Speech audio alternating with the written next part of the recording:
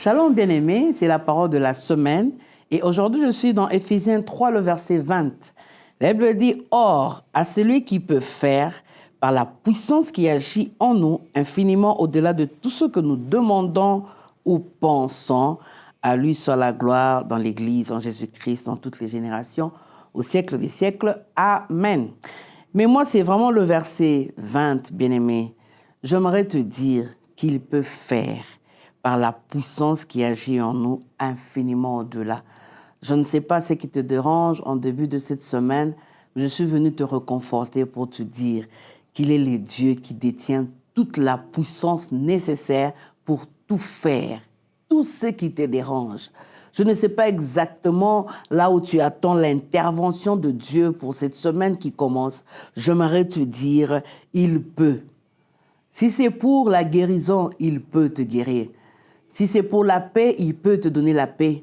Si c'est pour la tranquillité intérieure, il peut te donner la tranquillité intérieure.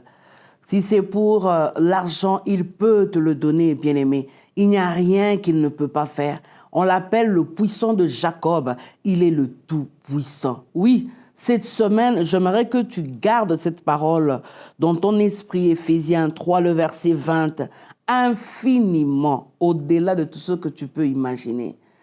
Imagine, va au-delà de ton imagination. Tu ne peux jamais atteindre là où peut arriver l'intervention de Dieu pour ta vie, pour tes projets, pour ta famille, pour ta santé, pour ton fiancé, pour ta fiancée, pour tes parents, pour tes frères et sœurs.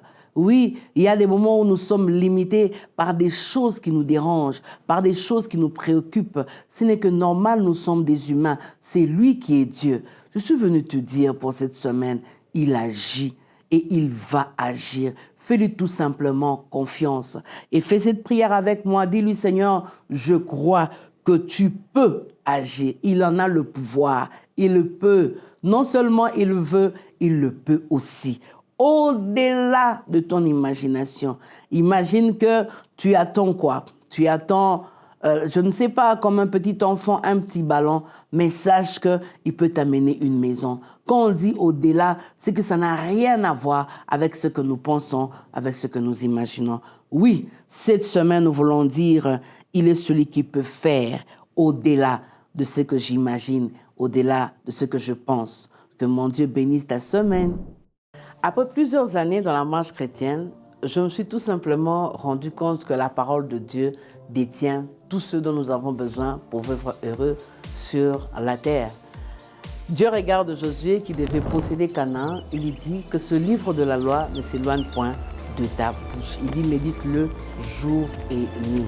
Et derrière le mot méditer, il y a ce verbe qui veut tout simplement dire la proclamer tous les jours dans sa bouche. Et par rapport aux situations de la vie, les orientations dont nous avons besoin, la direction dont nous avons besoin, la parole de Dieu est plus que nécessaire. C'est là qu'est née parole de la semaine, un verset de la Bible pour toute la semaine. S'approprier, déclarer et partager la parole de Dieu. Je suis Toti Mbenguela, pasteur, conférencière, écrivaine et visionnaire du ministère Alliance. Alors, je vous encourage à méditer cette parole tout au long de cette semaine. À la prochaine!